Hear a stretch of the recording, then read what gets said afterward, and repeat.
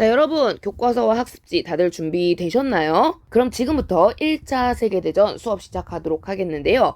1차 세계대전, 말이 필요 없는 매우 매우 유명한 전쟁이고, 이름에도 나타나다시피 이제 뭔가 전 세계의 역사가 뒤틀리는, 전 세계가 휘말린 전투라고 볼 수 있는, 그러면서 더불어 매우 끔찍했던, 굉장히 많은 사람들이 죽어나가게 됐던 유명한 전쟁인데요.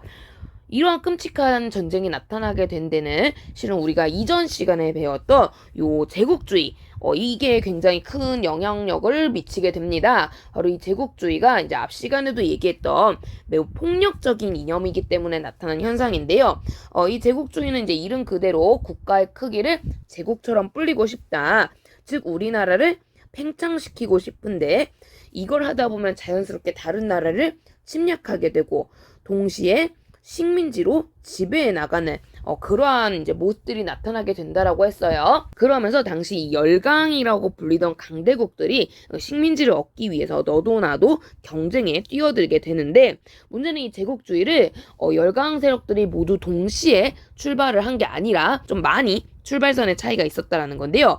일단 이제 이전 시간에 배웠지만 제국주의를 좀 빠르게 초창기에 일찌감치 받아들여서 빠르게 팽창에 나선 나라들이 있어요. 이제 여러 나라들이 존재했지만 역시 가장 이제 눈에 가는 이슈가 되는 국가는 여기 적혀있는 영국과 프랑스라고 할 수 있고요. 영국은 일단 아프리카 지역 같은 경우는 종단 정책으로 그리고 이걸 또 자기가 가지고 있는 인도와 연결짓는 삼시 정책으로 굉장히 많은 양의 식민지를 얻으면서 해가 지지 않는 나라라는 별칭을 얻을 정도였다라고 했고요. 프랑스 같은 경우는 아프리카는 횡단 정책으로 그리고 그 이외에도 인도 차이나 반도라든가 여러 지역을 역시 빠르게 식민 지배를 해가면서 강대국으로 성장을 하고 있게 됩니다.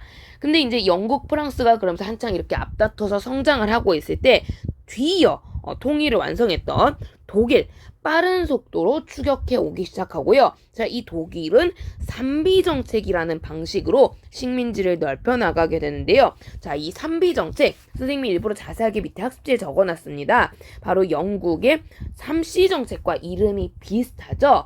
결국 이 독일은 영국의 영향력이 비교적 적은 지역을 중심으로 해서 조금씩 영국이 가지고 있는 지역을 뺏어오려는 그러한 전략을 세우게 된다라는 거고요.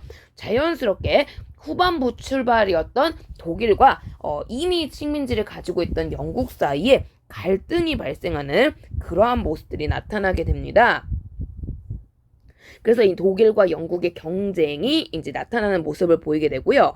자, 또한 후반부에 출발한 나라로 이탈리아라든가 미국이라든가 이런 나라도 있지만 우리나라랑 관련되기 때문에 1차 대전 내용하고 관련되기 때문에 좀 아시면 좋은 국가가 이 러시아라는 국가인데요. 자, 이 러시아는 앞서 말했듯이 또 날씨가 매우 춥습니다. 이 춥다라는 특징 때문에 어쩔 수 없이 발전의 속도가 좀 느려지게 되고요. 특히 러시아가 당시 가지고 있던 가장 큰 문제가 겨울에 바다가 언다, 즉 항구가 얼어버리는 동항이었다라는 점이 가장 큰 문제라고 했고요. 그래서 러시아는 발전을 위해서 반드시 필요했던 게 얼지 않은 항구, 부동항이었기 때문에 이 부동항을 얻기 위해서 남쪽으로 내려가는 남하 정책을 추진했고요. 이것 때문에 이제 우리나라와도 마주치는 모습이 있었다라고 했는데요. 자, 그런데 이 러시아, 이 남하 정책 결국에는 따뜻한 지역으로 가겠다라는 얘기거든. 근데 이제 러시아가 당시에 노렸던 이 따뜻한 지역 대부분이 영국하고 좀 관련 있는 지역들이 많았어요. 그래서 이 러시아는 남하 정책을 하는 과정에서 초창기에 영국하고 실은 조금 갈등 구도가 있게 되거든요. 원래는 영국하고 갈등 구도가 있게 되면서 실은 이제 초반부에는 이 러시아와 독일 그리고 이제 후반부에 출발했던 오스트리아, 이탈리아, 기타 등등의 나라들이 좀 한 팀인 모습이 있고요. 그 다음에 먼저 출발한 영국, 프랑스 같은 애들이 한 팀을 이루게 됩니다. 그래서 이게 실은 우리 교과서에 빠져 있는데 이 뒤에 나오는 1차 대전의 흐름하고 좀 연결지어서 보면 알아두시면 좋은 내용이에요. 그래서 내가 일부러 이제 최대한 학습지에 넣어보려고 요 안에다가 소개를 해놨는데요. 이제 자세한 내용은 여러분들이 여기 읽어보시면 좋을 것 같고요. 그래서 이제 이 영국은 이 당시 초반부에는 러시아를 좀 견제할 필요성, 독일을 견제할 필요성을 느끼게 돼요. 근데 보니까 이 독일하고 경쟁 관계였던 이 독일한테 좀 이를 부득부득 갈고 있던 나라가 프랑스였거든요. 그러다 보니까 같이 제국주의 초창기에 출발한 국가이기도 하고 이 플라시 전투로 가급적이면 앞으로 충돌을 지양하려는 서로의 뜻이 맞았던 영국과 프랑스가 좀 한 팀으로 뭉치는 모습을 보이게 됩니다. 동시에 이때 영국은 러시아의 견제 필요성을 느꼈기 때문에 러시아를 견제할 수 있는 국가를 찾으려고 애를 쓰게 되는데 아까 말했지만 이 러시아가 우리나라 쪽으로도 온다고 했잖아요. 그러니까 이 아시아 쪽에서 러시아를 막아줄 만한 세력이 없을까? 찾아보게 되는 거야. 근데 이것 때문에 우리 교과서에는 없는데 꼭 알아두시면 좋은 내용이 바로 일본입니다. 일본이 이때 이제 제국주의를 받아들이게 되면서 흔히 우리가 이제 일제라고 불리는 그러한 존재로 바뀌어 나가는 과정이었고요. 그래서 이제 일제가 우리를 먹으려고 야금야금 노리면서 이제 러시아랑 갈등을 하게 되거든요. 요 점이 영국에게 굉장히 마음에 들게 되어서 재밌는 게 영국은 유럽의 그 어떤 나라보다도 먼저 일본하고 동맹을 맺어요. 근데 이게 우리 교과서에 없거든요. 왜냐면 일본은 아시아잖아. 유럽이 아니잖아. 그래서 빠져 있어요. 근데 이 일본하고 동맹을 맺었다는 걸 알아야 뒤에 1차 대전 결과라든가 2학기 이제 한국사 내용하고 연결이 되기 때문에 교과서 지도에 이거 표시해 두시는 걸 권장드리는 바입니다. 내가 일부러 교과서 지도가 아니라 다른 지도를 가지고 온 이유기도 해요. 이 지도에 일본이 표시가 돼 있어서 그래서 요렇게 동맹을 맺는 모습을 보이게 되고요. 그러자 독일은 이제 이 영국을 견제하기 위해서 이 러시아를 끌어들이고 그리고 또 자신하고 가까웠던 자신과 마찬가지로 이제 후반부 주자였던 이탈리아나 오스트리아를 끌어들이게 되는데요. 특히 이때 오스트리아 같은 경우는 앞서 우리가 봤던 그 2월 혁명, 프랑스 2월 혁명의 영향으로 이때 힘이 엄청나게 줄어들었었단 말이에요. 이 위기 상황을 그 옆 동네에 있던 헝가리와 힘을 합침으로써 자기 나라 이제 오스트리아 헝가리 제국이라고 업데이트를 해가지고 나름의 위기 극복을 해가면서 제국주의를 채택을 하게 돼요. 근데 이제 이 과정을 겪다 보니까 역시 오스트리아도 출발이 좀 늦어요. 근데 이제 우리는 편의상 뒤에는 쭉 오스트리아라고 표기를 해놨고요. 원래는 이런 갈등 구도였는데 그러면서 이러한 갈등 구도 속에서 영국은 독일, 러시아를 견제하려고 했고요. 독일 입장에서 이제 프랑스, 이런 나라들, 영국, 이런 나라들 이제 견제해서 자신의 식민지를 넓히려고 합니다. 특히 독일은 산비 정책으로 영국과도 충돌을 했지만 또 하나 집중적으로 괴롭힌 나라가 있으니 바로 프랑스예요.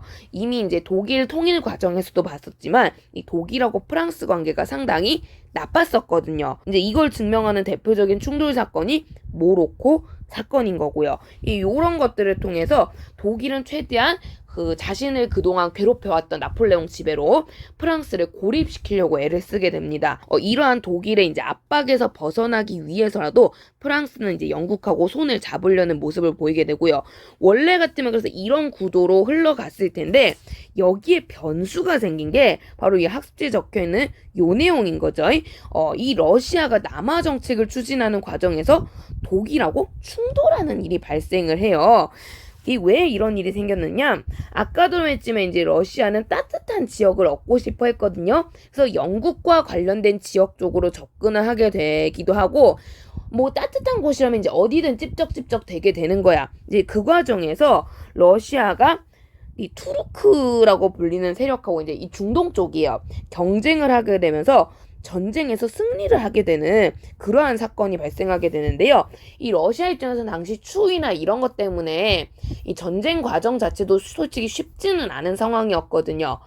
그런 상황에서 간만에 대승을 거둬서 여러 가지 이권을 얻게 되니까 러시아로서는 굉장히 기쁜 그러한 상황이었어요. 그래서 이걸 이제 증빙하기 위해서 산 스테파노 조약이라고 이런 거를 이제 체결을 하게 되는데 문제는 이 조약을 체결하고 나서 보니까 이게 이제 러시아에게는 막강한 이익을 주는 조약이지만 당시 이 근처로 진출을 하려고 애를 쓰던 이 오스트리아와 영국에게는 큰 걸림돌이 되는 조약이었던 거예요.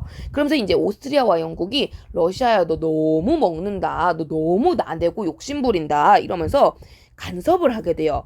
그러니까 이제 러시아는 여기에 대해서 되게 분노를 하게 되면서 이 독일에게 중재를 부탁을 하게 되는데요. 독일한테 이제 영국하고 오스트리아 좀 설득해줘 하고 부탁을 하게 된 거죠. 근데 독일 입장에서는 곤란한 거야. 아까도 말했지만 이제 독일은 러시아뿐만 아니라 오스트리아도 자기 편으로 끌어들이려고 애를 쓰고 있었던 데다가 영국하고 경쟁 관계이긴 해도 이때 영국은 진짜 넘사벽의 최강 대국이거든요. 지금 내가 이제 영국을 공격하려고 준비 작업 중인 건데 여기서 갑자기 영국하고 갈등을 일으키는 건 솔직히 독일 입장에서는 좀 부담스러운 일이었다라는 거죠. 결국에는 이것 때문에 독일은 어쩔 수 없이 이제 러시아를 버리고 영국과 오스트리아 편을 들어주게 됩니다. 또한 실은 독일 입장에서는 러시아와 이제 오스트리아 둘 중에 굳이 하나를 고르자면 오스트리아가 자기랑 조금 더 친밀감이 있는 존재였거든요. 그게 왜 그런지는 뒤에서 설명을 할게요. 그랬기 때문에 러시아는 여기서 독일에게 굉장히 큰 배신감을 느끼게 되고요. 마침 이 비스무리한 시국에 동양에서 이제 조선을 먹으려다가 일본한테 이제 큰 코 다치는 그러한 상황이 발생을 하게 됩니다. 그러면서 오히려 러시아는 영국과 손을 잡을 필요성을 느끼게 되고요.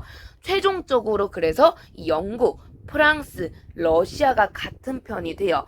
이거를 흔히 이제 삼국 협상이라고 하는데 굉장히 많이 이 삼국 연합이라고도 그냥 왔다 갔다 하면서 같이 쓰는 용어예요. 그래서 원래 출발은 삼국협상인데 우리 교과서도 이 협상과 연합이란 용어를 같이 사용을 하거든요. 그래서 둘 다 알아두시면 좋겠고요. 그러다 보니까 이제 독일도 여기에 맞서서 자신의 이제 세력을 착 구축을 하게 되는 거죠. 그렇게 최종적으로 모인 팀이 독일, 오스트리아, 이탈리아가 됩니다. 그래서 물론 여기에 이제 이 일본도 낑겨 있는 거지만 일본은 아시아니까 제끼고요. 그래서 삼국 동맹 대 삼국 협상 이 제국주의 추진 과정에서 여러 차례 경쟁과 충돌 끝에 이러한 두 팀이 나눠지게 되고요. 실은 이 갈등만으로도 전쟁은 충분히 날 수 있는 그러한 위기 상황이었는데 여기에 더해서 또 골아픈 일이 생겨요. 바로 유럽 옆 동네에 있던 이슬람 제국이었던 이 오스만 제국이란 나라가 흔들거리기 시작했다라는 건데요. 우리가 이슬람권에 대해서 이제 많이 공부를 안 하다 보니까 솔직히 좀 생소한 국가긴 한데 이 오스만 제국은요. 역시 우리한테 생소할 뿐이지 진짜 여기도 넘사벽에 어마무시한 기술력과 힘을 가지고 있던 정말 거대한 제국이었던 국가거든요. 그래서 거대하다 보니까 이 안에 굉장히 다양한 종류의 민족들이 살고 있어. 이 다양한 종류의 민족이 이슬람교라는 이 종교를 이용해서 이 오스만 제국이라는 강력한 힘 속에 반은 억지로 반은 자연스럽게 이제 어울려 살고 있었거든. 어울려 사는데 이 시간이 지나면서 이 무렵쯤에 오스만 제국이 하필 쇠퇴를 하게 되는 거죠. 그러면서 이 다양한 민족 세력들을 뭔가 묶어서 지배할 수 있는 존재가 사라지게 된 거고요. 하필 이 타이밍에 이제 유럽의 제국주의가 유행하잖아요. 이 제국주의 안에 존재하는 요소 중에 하나가 민족주의였죠.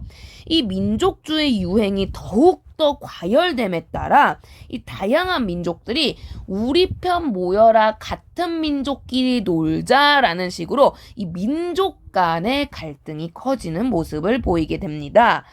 특히 당시 유럽에는요, 여러 민족들이 있지만 가장 다수를 차지하는 대표 두 민족의 대립이 눈에 띄게 되는데요. 하나는 우리 귀에 익숙한 민족이요. 바로 게르만족인 거죠. 우리 앞에 게르만족의 이동 이런 거 할 때 들었었잖아요. 그죠? 프랑크 왕국. 그래서 서유럽의 주류를 장악하고 있던 가장 대표 국가로는 독일, 오스트리아가 이제 전형적인 이러한 게르만족 세력들이었고요. 이 게르만족들이 우리 게르만끼리 놀아요라는 범게르만주의를 내세우면서 뭉치는 모습을 보여요.